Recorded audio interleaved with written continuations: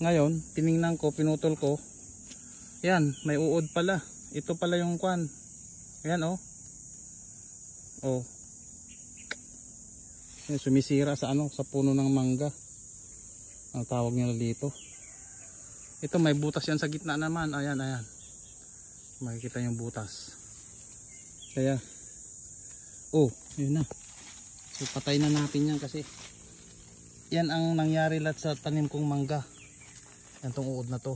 Dahil sa uod na to, pinatay niya yung ano natin. Yan. Ito. Yan yung pinang ano niya oh.